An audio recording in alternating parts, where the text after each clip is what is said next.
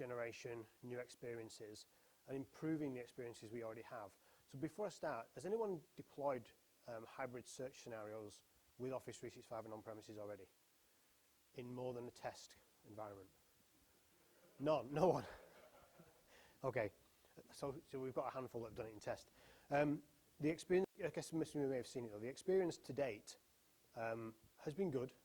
Primarily it's a good experience, but it's not perfect, it's not ideal. So over the course of the last kind of 18 to 12, or 12 to 18 months, the engineering team inside Microsoft, specifically inside a couple of core technologies, the FAST technology in Oslo, have invested significantly in improving hybrid configurations and changing fundamentally not just how it works for the on-premises scenario, but we've actually re-architected the whole of the way we actually do crawl in Office 365. Okay, apparently this isn't working, or is it battery? Oh.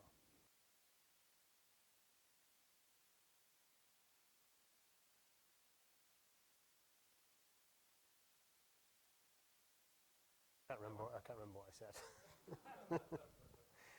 Okay, thanks. So fundamentally, the Oslo team, which are the former FAST team, the search team in Office 365, have done an awful lot to re-engineer how we do crawling across, not just from a on-premises to Office 365 perspective, but we've re-architected the actual whole crawl environment in terms of Office 365 as well. And we'll see some of that as I go through some of the slides.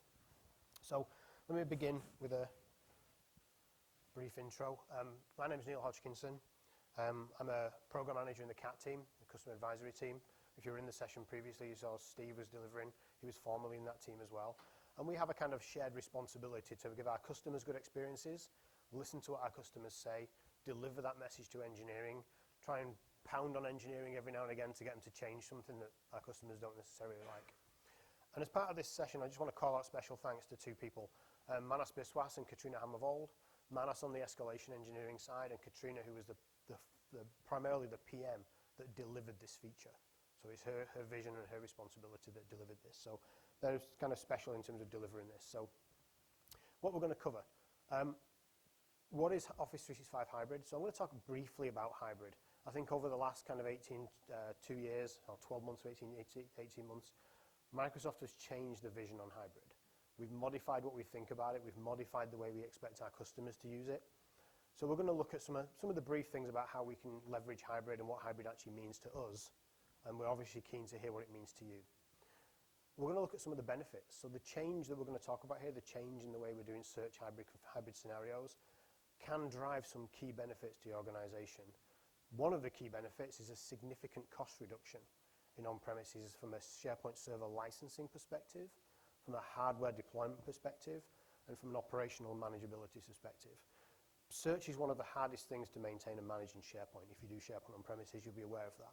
We want to take that away, not take it away from you, but give you an option to let us do all that work for you and significantly reduce what you need to do. I'm going to go fairly deep dive on how does the hybrid search crawl work. So we're going to go into the architecture of the crawl. We're going to look at the processes and how the crawl actually works, and look at how we deploy it. Look at a few things about customization. What can I do with this thing? What does it give me in terms of look and feel and experiences? And then finally, obviously, you're going to want to know how you can get it. Hopefully the experience you're going to see is good enough and you're all going to want to be super excited, start jumping up and down and clapping and things at my demos that are all going to work superbly well. So to begin with, let's think about hybrid search. Hybrid search is driven from one key requirement. How can I find my stuff?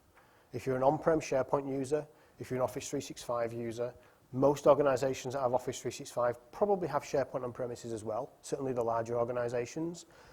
So what we want to give you with hybrid search is the ability to find your information, to find your documents, to find information about people, regardless of where you're located.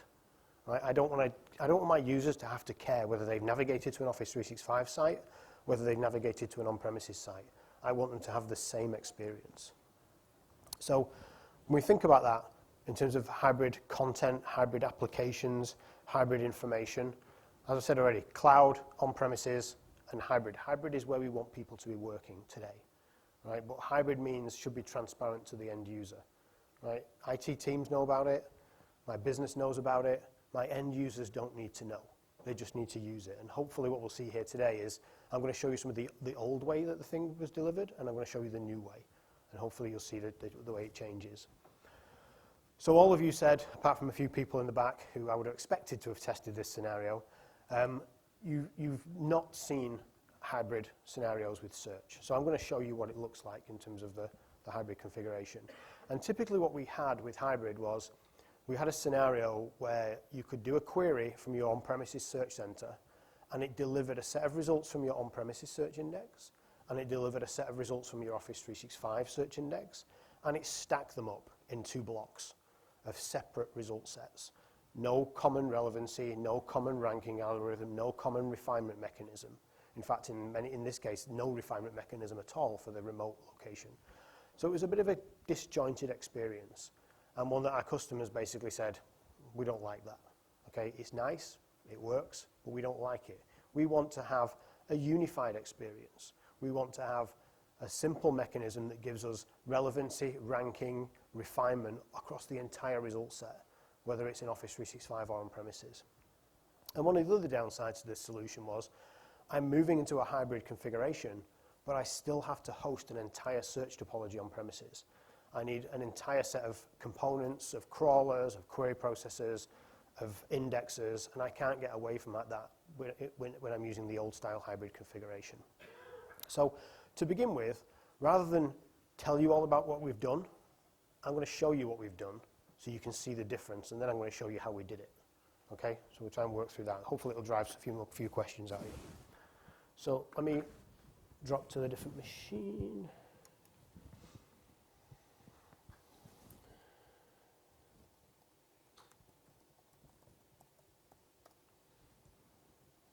Okay, so what I'm going to show you is the traditional experience, what we have today. Well, what we have for a few more days. This is an environment, SharePoint.nelimo.com is an on-premises search center, and I'm issuing a star query, okay, the most expensive query you can possibly submit, get me everything. And what we see is this disjointed experience. On the top of the screen there, up here, you can see this result block, and that's delivering results. If you look at the URL here, I think I've got, SharePoint.nelimo.com.sharepoint.com is an Office 365 tenant, and I'm retrieving a result block from that tenancy and displaying it at the top of the set. Now that result block is not ranked with the rest of the results that you see below that. They're coming from the local search index. So I've got 2 discrete sets of information. Also, that top block you can see there is not influenced at all by the refiners you see on the left-hand side. Or it isn't influencing the refiners, and the refiners, if I start to filter on those refiners, they have no influence on that result block. So it's that disjointed experience. If I go to a new search center using the new technology and issue the same query over on a SharePoint 16 search center, now this search center is configured with the new hybrid configuration.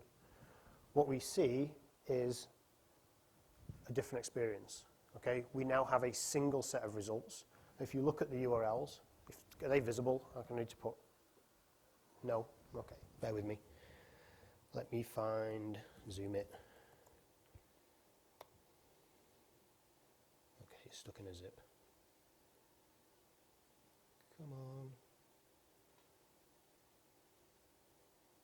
My machine's not playing.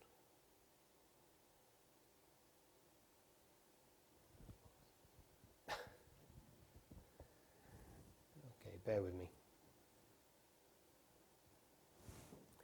Let me zoom it.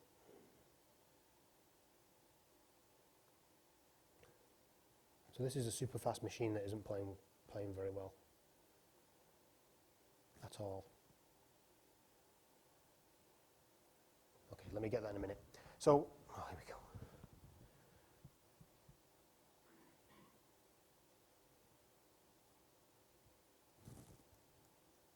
There we go. Okay, back to the demo. Go away.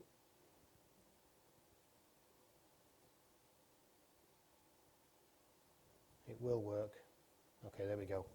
So what we can see here, if we look at the 2 side by side, thank you for your patience, is the URLs.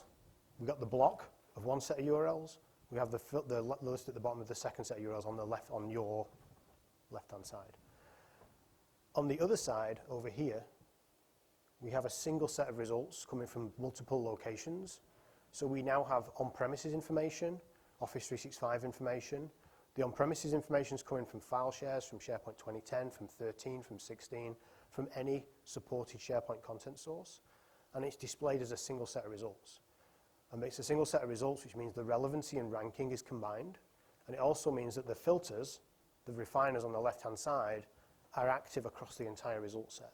So it's a unified index experience. It's what people have been asking for a long, long time. Very, very different. If you've not coming from the scenario where you've used the old experience, it might not be quite the dramatic impact it is for the customers that have had that previous experience. But this was a massive change, an enormous step change in the way we delivered hybrid search. So with that, let me show you how we built it.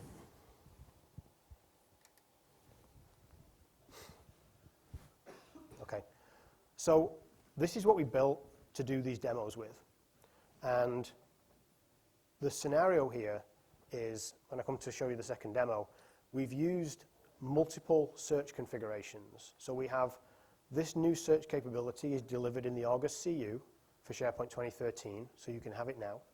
And we're delivering it in SharePoint 2016 as well. The demo that I'm going to show you both previously and in the next demo is we've also taken this to the next stage in that because it's a search service application, and as such a service application much like any other in SharePoint, we can do cross-farm publishing.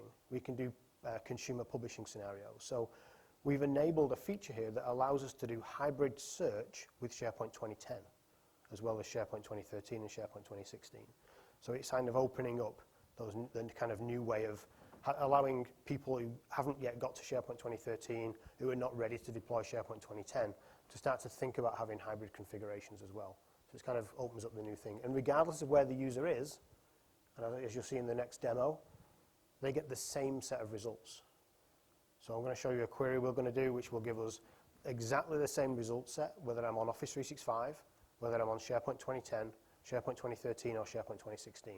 Same results, same sorting method, same sorting approach, same ranking, same relevancy across the whole board. And we'll see that in a minute.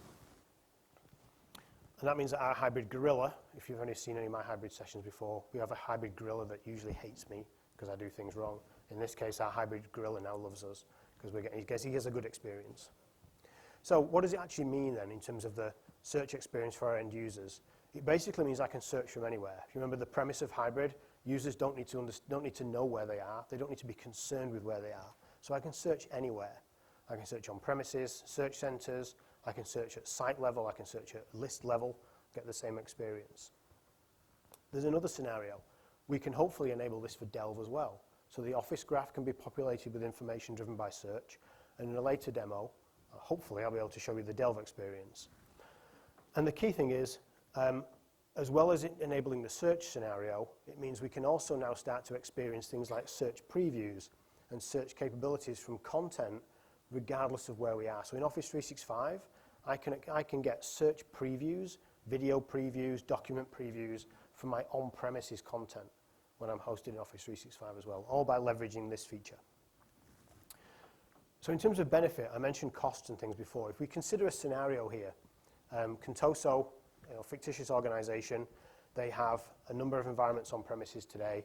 They have file shares, they have SharePoint 2013 content, they have SharePoint 2010 content, and they're using a SharePoint 2013 search service application.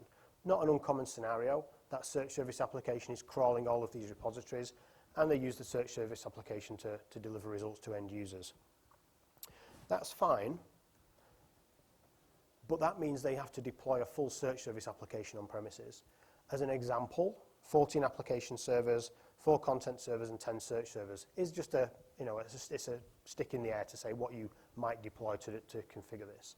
And it gives us a benchmark why we can start to think about what it means as we start to reduce that infrastructure requirement. So let's say Contoso then decide they're going to move some of that content to Office 365. Okay, so say they move their search forum, they move or they start to adopt OneDrive.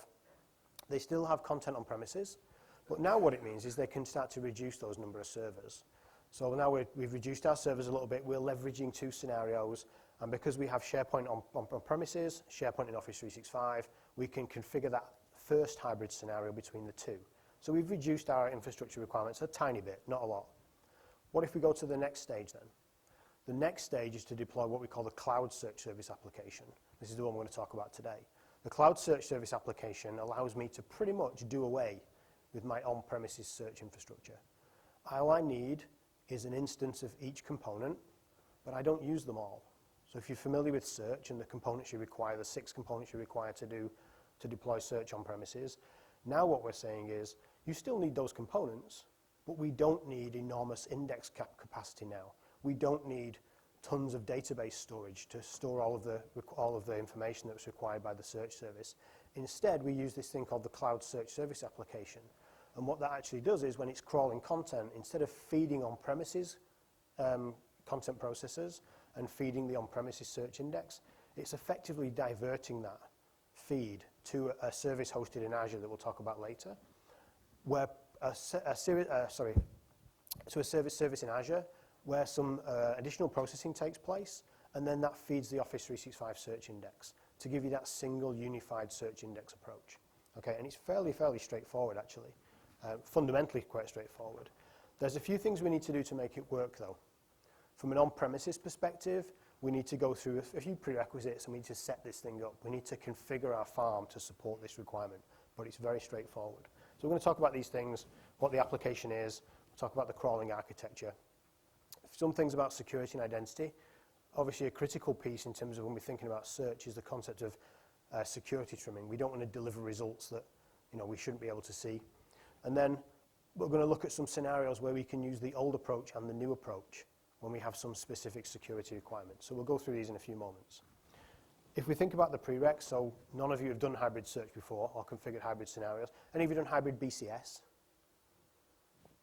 No? Okay, so right from the beginning. What do we need to do hybrid? Initially, obviously you need a 365 tenant. You need a subscription. It needs to include SharePoint. These hybrid scenarios work with any subscription that has SharePoint. You don't need E3s and E4s. Pro Plus will work with OneDrive. That's all you need to make this scenario work. You need to do DirSync.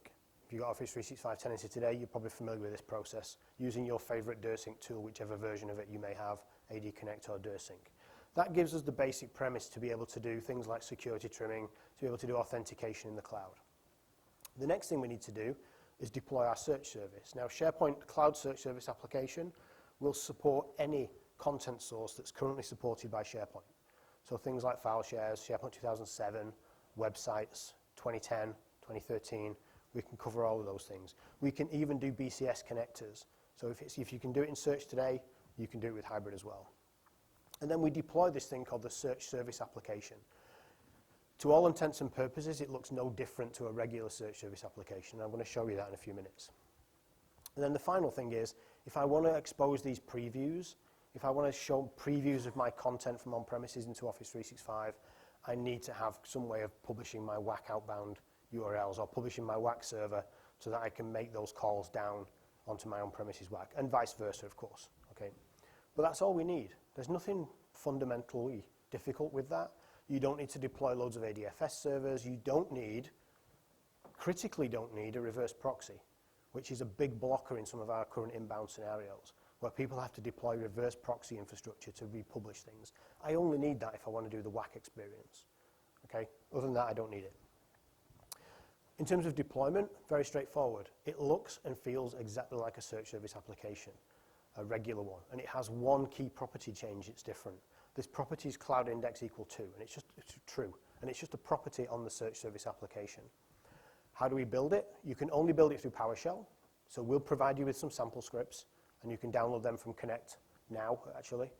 And then the second thing you need is this concept of what we call onboarding. So because you've not gone through the hybrid scenario before, previously, when we do hybrid configuration, we have to establish a trust with Office 365 that allows us to issue tokens, and therefore we can do things like authentication. We can send a query on behalf of the user. We can do what we call user rehydration to be able to do things like the security trimming processes. But it enables us that the Office 365 farm is going to accept an incoming query from our on-premises farm because we've established this trust, in basic terms. The onboarding process, the onboarding script that we provide, will give you all of that configuration piece And critically, another piece. So I mentioned a service that's running in Azure. And one of the things that we do with this process is we have to fundamentally establish two trusts, if you like, or establish connectivity to two scenarios. One to Office 365 for query federation, and one to this Azure Trust for the crawl experience. And I'll show you that in a few minutes. And that's it. In the future, if you've ever seen Session Marnie did a session at Ignite in Chicago, where he talked about hybrid futures and hybrid pickers.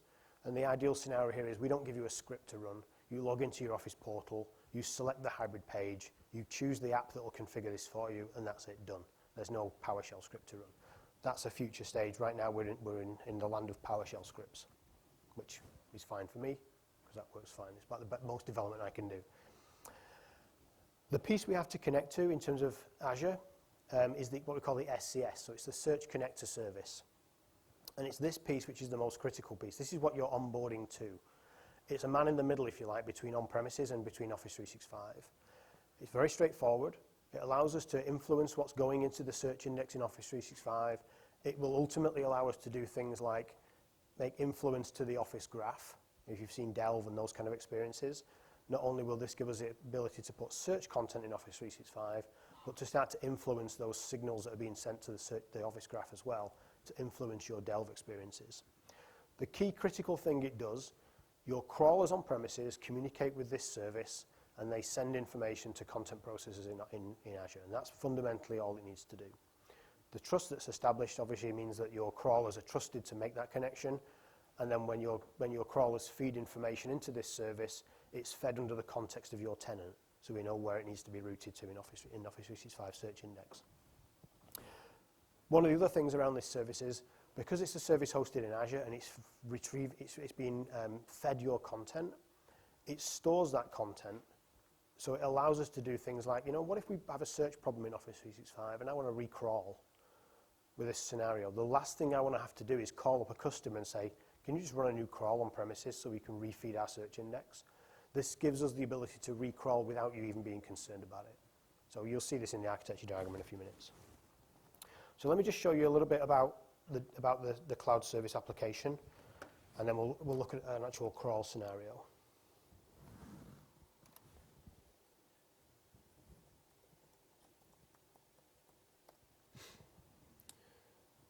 So let me show you that user experience as I mentioned before. If I go to here, and we'll start with this environment. So I said already, we can crawl or we can have query experiences across different environments and get the same set of results. If I come in here and do my star query, this is my SharePoint 2013 Cloud SSA. So this is a SharePoint 2013 server on premises that's been configured with this new feature. And fingers crossed, I get result sets back. So I can see multiple results in here, 2010, 2013.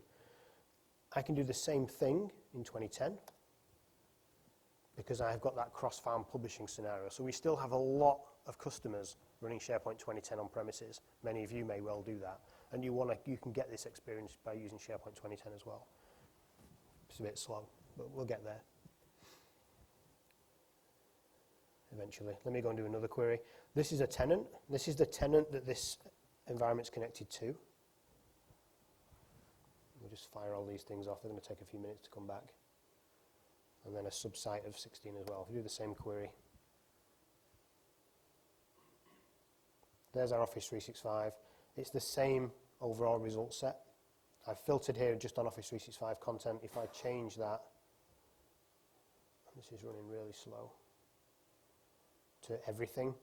So one of the things we're going to talk about later is about customization, how we can restrict what comes back from the search index.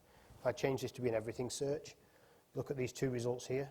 Team site, SharePoint portal, SharePoint Enterprise portal again, 13, 10, and online. If I go to my other search result, 13, 10, and online. So from two different environments, one SharePoint 2010, one SharePoint 2013, I get the same result set back. And this is the key driver. This is what we're trying to achieve with this entire feature. Same with 2010, 13, 10, online. It's the same experience across the whole set. We can even, because this feature works for SharePoint 2010, I can even go down here. If I do a quick query for me, it even works at the site level. So we're all the way down inside the SharePoint 2010 infrastructure. Is anyone running SharePoint 2010 on premises today? So there's a few of you. Most of you SharePoint 13 or not running SharePoint at all. Use Office 365 only. Good. You can stay then, in that case. Okay. So see, you get the same experience. So I've done a quick query, and I'm seeing now down into my actual site level. So the query experience, even without a local search index, is absolutely fantastic in terms of what we're seeing from a relevancy perspective. The same results everywhere. And then again, in Office 365, the same set, 13, 10, and my Office 365 query. So it's a remember the original premise was to allow our users not to care where they are, not to have to be bothered whether they're logged into a team site in SPO or a team site in on-premises. And this gives them that capability. So what I'm going to do is, just to prove it all works, and it's not just smoke and mirrors, I'm going to upload a document from, let's grab that one.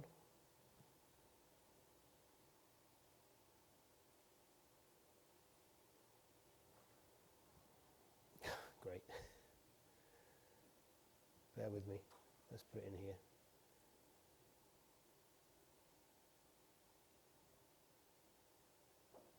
So we'll upload a document to 2010 and we'll initiate a crawl. And then we'll talk about the architecture of what's actually going on with the crawl. And I should have chosen a smaller document. But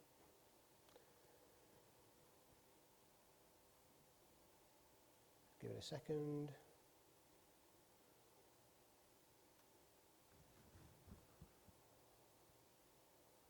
This is the risk of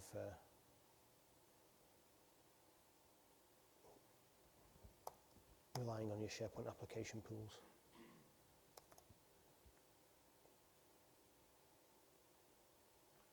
So just to prove it actually works, someone give me a name, give me a word, anything you like. Someone. Say again. Can you spell it? Azure. Okay, Azure. There we go. So we have Azure. Let's upload this to here. No, cancel. Let's go into here. If I can remember how SharePoint 2010 works, I'll upload the document.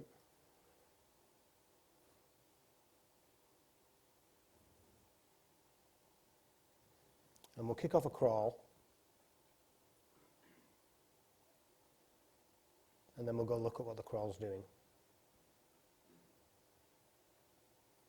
So I'm going to crawl this. I've got two search service applications here. I've got a 16 search service application and a 13 one. Because the 16 one's obviously not available yet, I'm going to show you this being crawled through the 13 one. So if I log on to my SharePoint 2013 search service, go to my Cloud SSA, we can see our content sources here. And all I should have to do to make this work is go to my content sources. If my central admin warms up.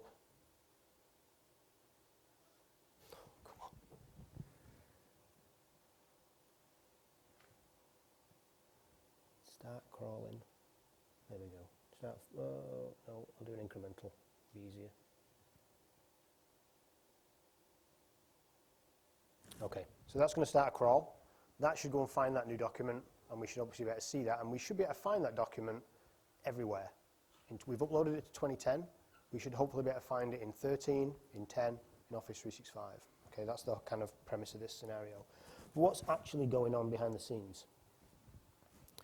This is where things get important. So in terms of what's going on here, the crawling architecture is critical. So if you look at on the left-hand side of the slide, Azure Active Directory, DirSync, and on-premises Active Directory. So that's what we do all the time when we have Office 365 tenant. Nothing new there. The key piece is the bit at the bottom. So the Cloud Search Service application, the crawler that we've just initiated, is crawling that content, and it's going to feed this service that's hosted in Azure. And the service is what we call the SCS. It's the Search Connector service. That contains 4 key components, or does 4 key things.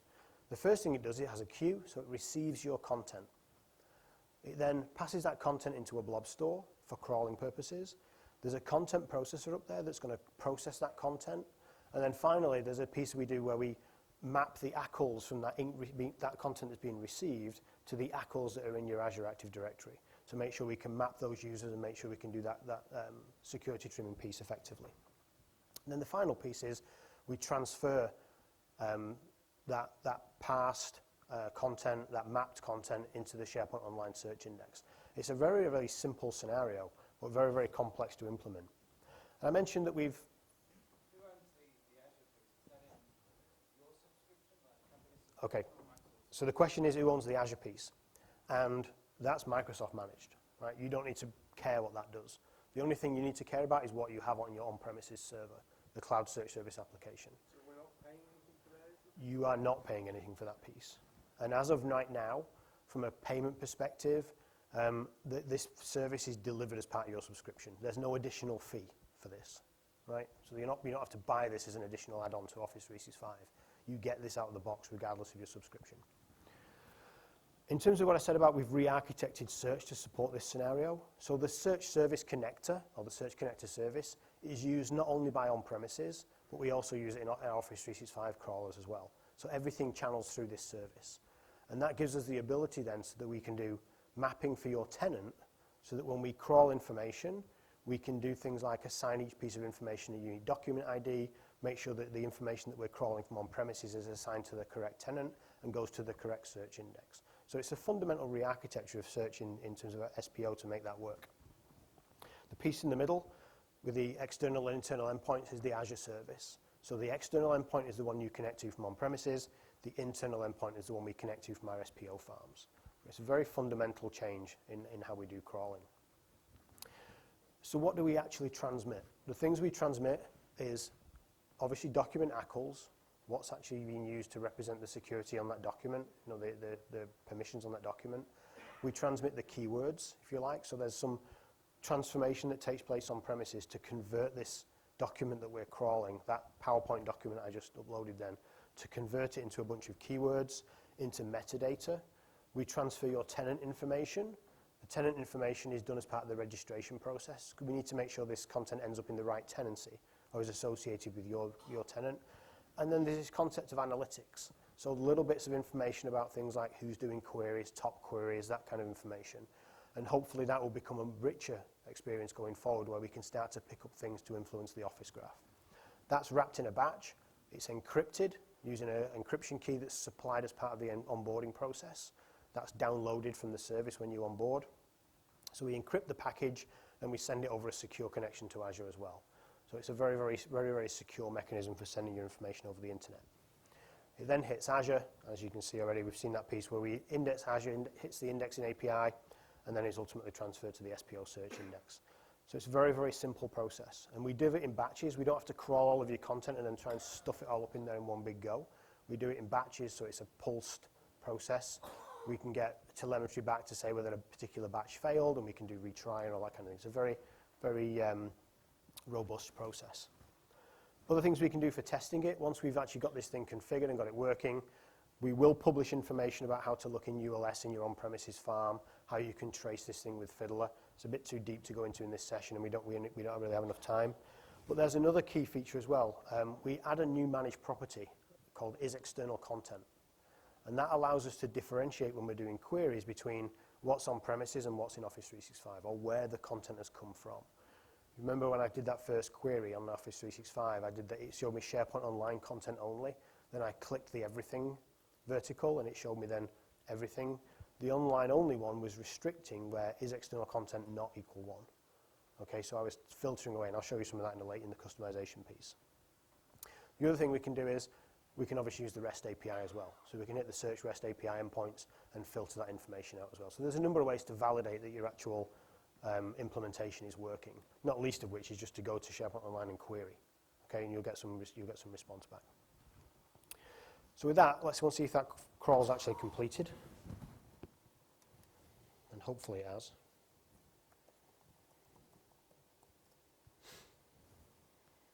Let's check. Yep, so the crawl's done.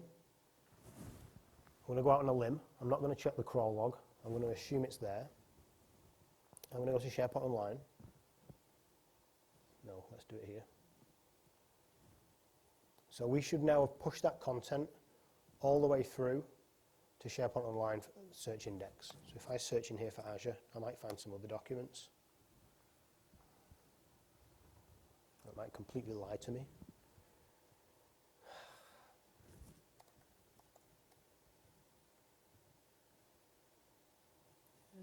come on. Why have I got, oh, okay. So we've seen a result block there, but that's a result block of PPT documents. And I'm going to check the crawl log, because this doesn't appear to have worked, which is a pain. Let me go and have a good look.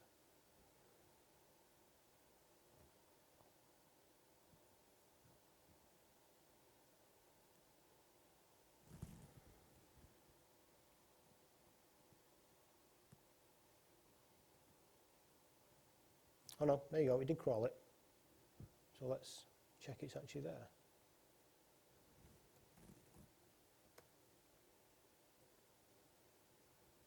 There, okay, it is the right document. There, so it's SP 2010, shared documents, azure.pptx. So it was a successful crawl. So we've pushed that document from SharePoint 2010, crawled by SharePoint 2013 Cloud SSA, into the Office 365 search index. And I should be able to find that anywhere, okay? I'm querying in SPO there. What if I go back down to SharePoint on-prem, look at SharePoint 2010? You should get exactly the same experience, if my servers all keep moving. Yeah, there we go. So regardless of where that document is, and I could have put that in a file share, equally the same, and it would have been the same experience. The other thing we can do is, what about Delve? So if I log into Delve here, go to my page. Now Delve does take a little while to populate, okay? So we're not going to see this influence straight away in Delve, because no one's interacted with it, there's no user information, there's no insights, there's no edges to actually for Delve to pick up on. But what I should be able to do is find it, he says. And there we go, there's our document. So I can add this to a board. I can't spell, it doesn't matter. And there's our azure.pptx document. So with that one simple scenario, I've taken a document from SharePoint 2010 all the way through into the Office, well, not quite into the Office graph, but to the search experience inside Delve as well. And now I can start to see rich experiences around that. So ultimately, if we waited some time, we'd see that populate automatically. Okay, Barry's question? So basically, the indexing is done by the Office 365 search engine, so there's no indexing on-premise environment? Yeah, so the question is, where is the indexing done, fundamentally? Yeah, so all of the indexing takes place in Office 365. There's no requirement to run content processors, index servers, all on premises anymore. You need them, but they don't do anything. Okay, you must have those components on premises to be able to activate the search topology, but they no longer do anything. There's basically a plugin in the crawler that diverts everything to Office 365, and all of the content processing takes place up there, which is critical when we come to look at some of the other scenarios. So that worked, that was great. Because you haven't seen the old experience, you don't kind of appreciate how great that is. Otherwise, I assure you, you'd all be like standing up going like this, but we'll put that down to.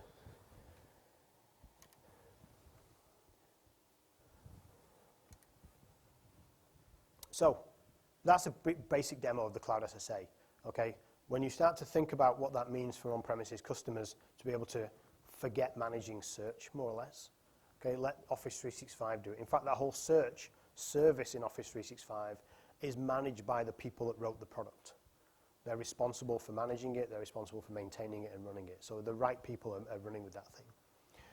When we then start to look at what we can actually do with this and how does it perform, so one of the key questions we tend to get is, how fast can I index? How much bandwidth do I need to push all my content up there? And it generally is going to depend on lots of things. So what we're really driving for is low latency, high bandwidth, okay, which is a very simple statement to make, not the simplest scenario to try and achieve. What you can do here is, I was talking to a fairly large global customer about this service last week, and one of the things that they want to be able to do is push this content from all over the globe into their tenant. So you're not restricted now to one search service application in one location within your business, feeding Office 365. If I'm a multinational business and I have SharePoint farms around the globe, they can all feed the same tenant, wherever they're located. So and that was a kind of an accidental discovery that we weren't anticipating that one. But it does mean it's a really super efficient process, because instead of having to have a farm on, or say a farm in the US that's crawling another farm in Asia, that's then pushing content up to Office 365, I can have both of those farms pushing content at the same time. And because of the architecture of the the search connector service, it doesn't matter about things like clashes and crawling two farms doing a crawl, because the SCS is a single service for your entire tenant. Okay, so it's a single entity that's controlling that crawl. When we start to look at performance, some of the things we want to look at, we went through a TAP program. We had about 17 ISVs, partners, and some customers involved. And we looked through how do we improve the process that we have for this capability. Now, what we saw with some of the TAP customers was relatively low speeds. 5 documents per second is quite low from a search crawl perspective. Certainly on premises, if you're used to looking at metrics for on-premise crawlers, where you're typically looking for 50 plus, okay, sometimes higher than that, this is relatively low. But there's been a huge amount of optimization done in the service since then. So the actual rate of ingestion of the rate of ingestion of documents, the capability has been widened significantly. The Azure service has been scaled up. Instead of going to a service per farm, we now have a service per region, which is massively scaled. And we're significantly, we hope to get significantly higher rates into the 10s, into the 20s, into the hundreds and thousands of documents per second as a regional service. And we have no reason not to expect that. The key thing we need to know is, or we need to have is, when you're crawling from on-premises to Office 365, you need to make sure you have efficient network latency. Okay, if your latency is poor, if your Office 365 experience is poor today, then this is not going to help it, right? You're going to suffer the same thing. So talk to your ISP, go and look at some of the presentations at Ignite from Chicago, specifically presentations by a guy called Paul Collinge and Phil Newman, who talk a lot about improving the service of managing the network infrastructure between you and Office 365. There's a ton of stuff you can do. So if you have a poor experience, talk to us. We can help. But latency is the rate determining step. And then there's some counters. So if you're concerned about you having some problems with this service, if you want to check the batch rate, if you want to check your failure rate, so every time you crawl with this capability, you send a signal to Azure to say, here's a batch. You send the batch, and Azure will respond back to say, batch received successful, batch crawled successful. So you can use these performance counters to monitor that and work out what's going on. And there's a whole bunch of them. Most of them probably mean not a lot to anybody, but some of them are particularly useful. The other thing we mentioned was about security.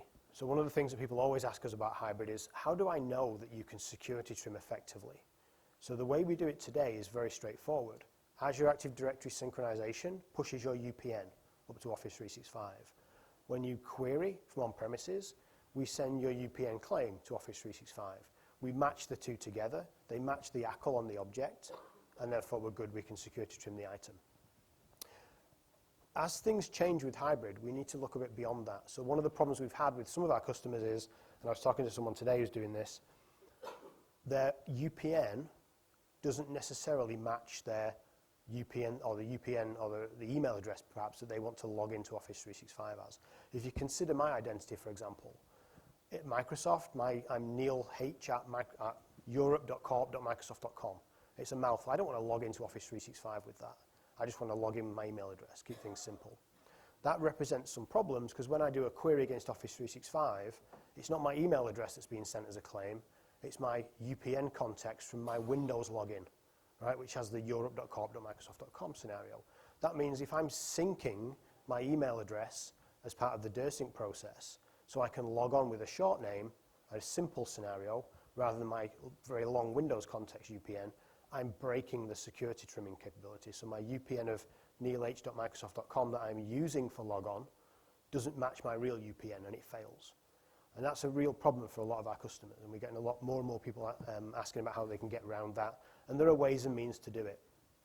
With this new feature, we've changed this dramatically, such that we don't match on UPN anymore. Or we do. We do a soft match on UPN, and if that matches, that's great. What we also do is, as part of the DirSync process now, we transmit your SID. Okay, so your on-premises SID, transmitted through DirSync, goes up to Office 365, and the SID also goes in the context of the query, so we make that match between your real UPN and your SID, which means we can then match at the SID level for security trimming. You can't really get more secure than that. Okay, so it works just fine. But this is a new property that we've added to DirSync. So when you do a DirSync, when this property gets activated, you'll probably see everybody gets synced, just as this property goes up, just for a bit of information. But it means it opens up hybrid scenarios, not just for search, but for other things as well. It now means that Office 365 knows my SID. That means I can use that SID for other single sign-on scenarios as well. If I have other applications in the cloud, maybe applications running in Azure, and I want to use SID as my security token or my security identifier.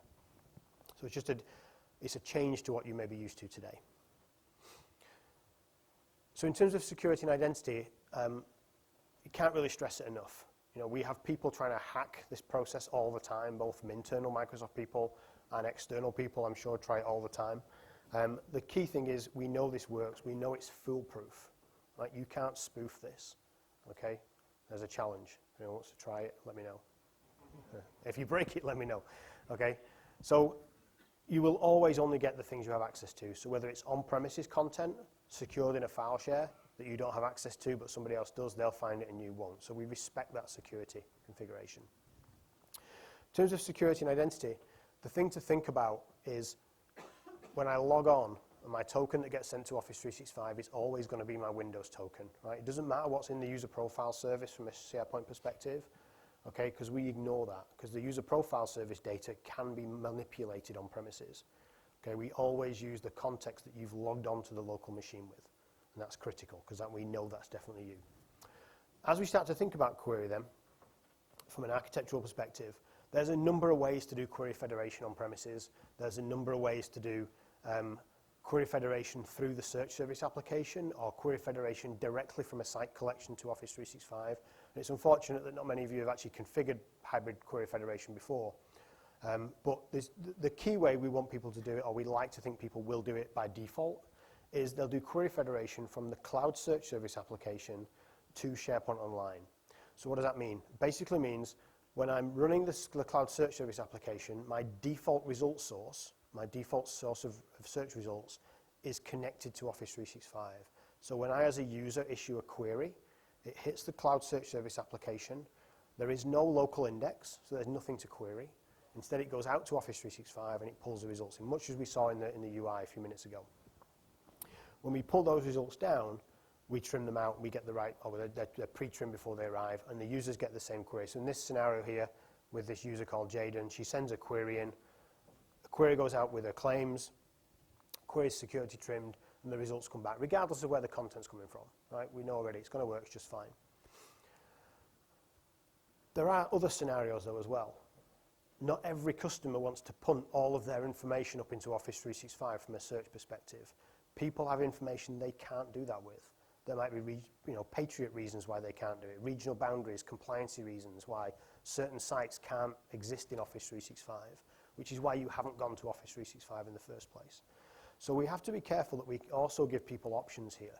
And we need to give you the option to restrict, to not crawl certain sites, but to still be able to find that information.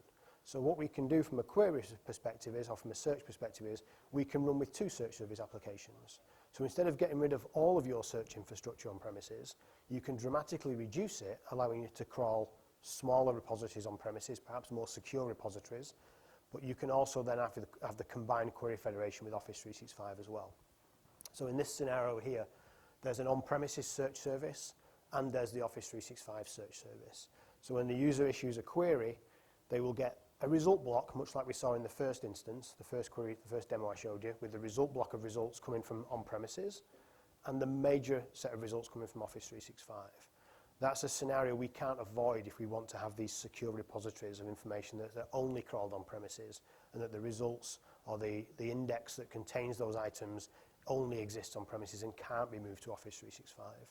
We'd like to think that most of you can go the full Office 365 experience. But it's just to let you know you can have both. In terms of customization, I mentioned already that one managed property. So we have this capability such that if you think about when you're crawling on premises, you're pushing content into Office 365. Most of you will have perhaps done customized search experiences, custom managed properties, custom or crawl properties and managed properties, modified the parsing, perhaps even gone to the extent of modifying ranking models and things like that. If you've gone that far, this service, you have to rein all that back in, right? The customization here, think about what's happening. We crawl and we push to Office 365. When we push to Office 365, all of the customization has to take place in Office 365. So the managed properties are only used in Office 365, and you must customize them at the tenant level, the search service in the tenant level. So you want to do new mappings, modify the refinement, that kind of thing, all has to be done up there. Things we can do, so custom iFilters, for example, we support them on premises. So I can have a custom iFilter that's going to crawl a custom document type, whatever it might be, CAD documents, for example. That's installed on premises. The crawler respects that. It will still work. All of the metadata still gets pushed to Office 365. BCS connectors, partner connectors. One of the big things we did as part of the TAP program was engage with all of the big search connector vendors out there. I won't name them, but they're fairly well known. And we got them involved early on so they could validate their connectors and make sure they work. And if they didn't work, we could do a whole lot of partnership with them to make sure that when we actually release this feature, they have working capabilities. Things that we can't do, custom security trimming, right? It's quite a big deal. If you've got things like Documentum, perhaps some of the open text platforms, security trimming using non-Windows credentials can become quite important. We can't support that with this scenario because non-Windows credentials don't map to Azure AD. So as part of that process, those custom security trimming capabilities, we need to modify whatever you're connecting to and make sure that the mapping for the custom credentials is done before the crawl, or so at the point of crawl, so that we change those credentials to be Windows credentials. So even if I'm logged on with something else and I pick up let's say a very simple scenario, it's a SQL provider, and I pick up a username and password out of SQL, or I pick up a username out of SQL, I can't map that to Azure AD. I need to do that in the connector. So the connector has to be responsible for making that change. Then when it hits the content processor in Office 365, the representation of the user is as a Windows credential. So that works just fine.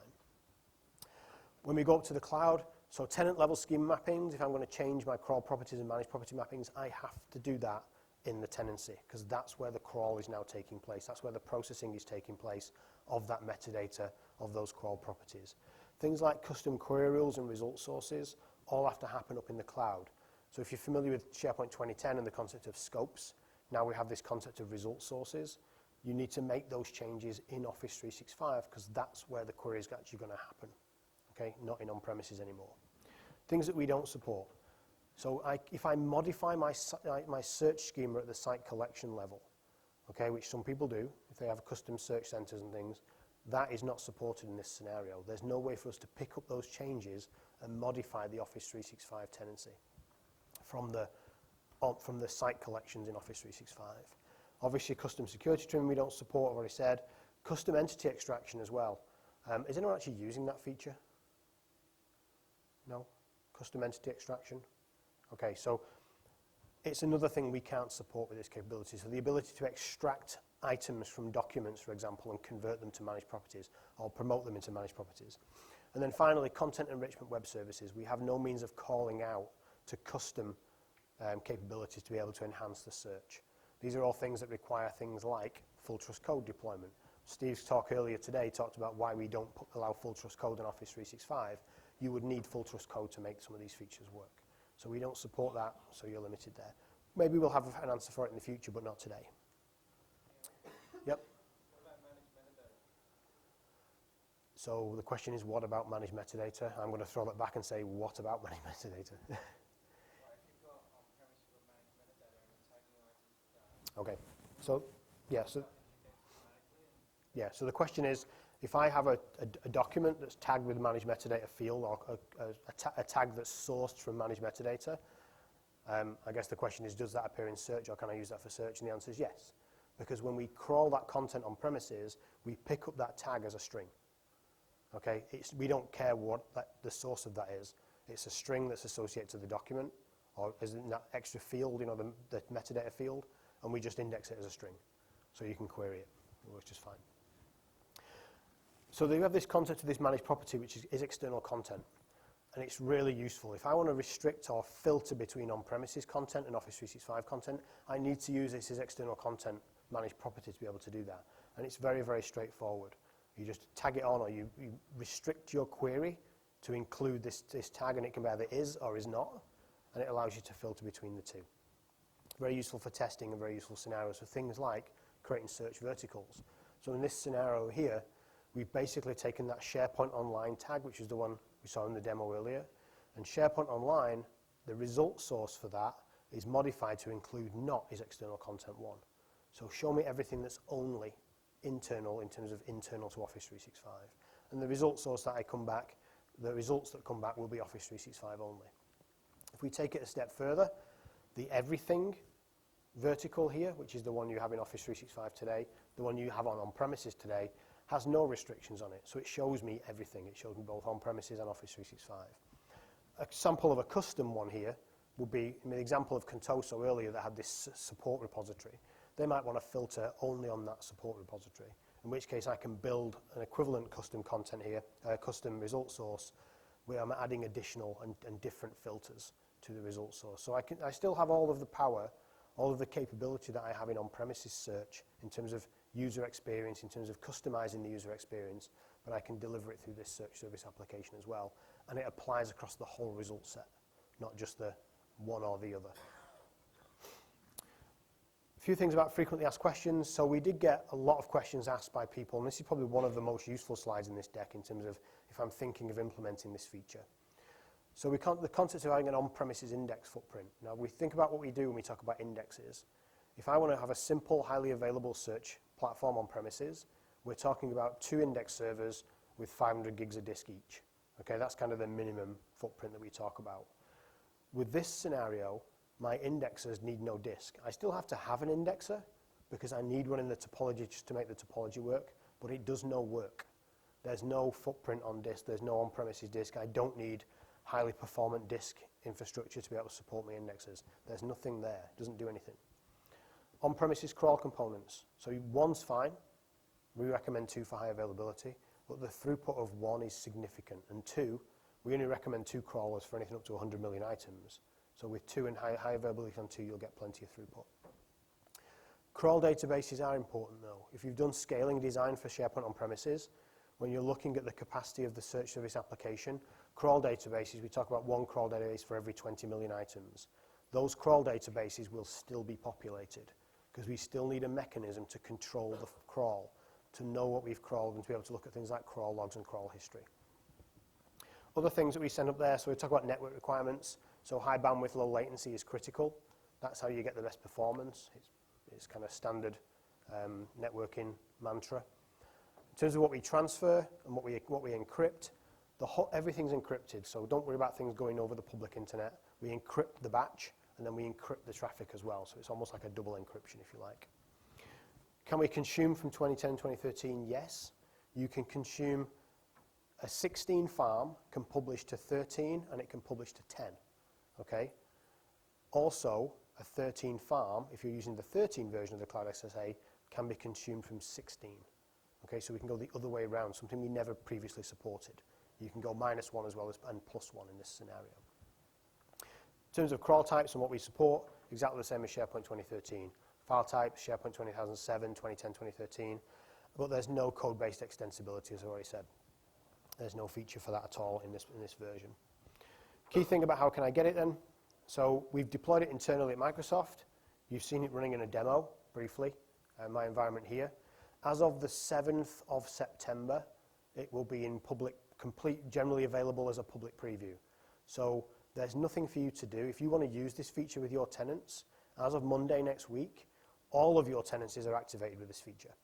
Okay, or I should say all of the farms where your tenancies reside are able to consume this service.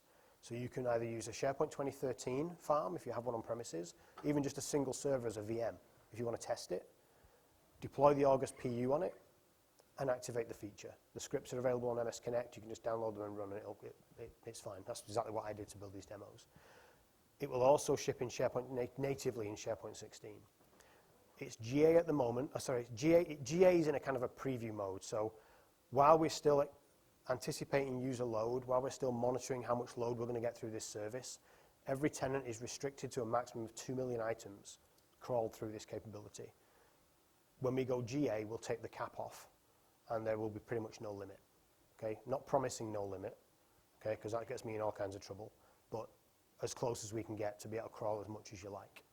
Okay, you can punt as much as you like through there. It's already available. If you downloaded the SharePoint 16 public preview from the Microsoft Download Center, the feature is already activated in that version. So you can use that out of the box today. It works very, very straightforward. With that, just to add some references, so TechNet, we have an entire hybrid configuration center on TechNet. As of Monday, that will be activated or uploaded with all of this new search feature as well.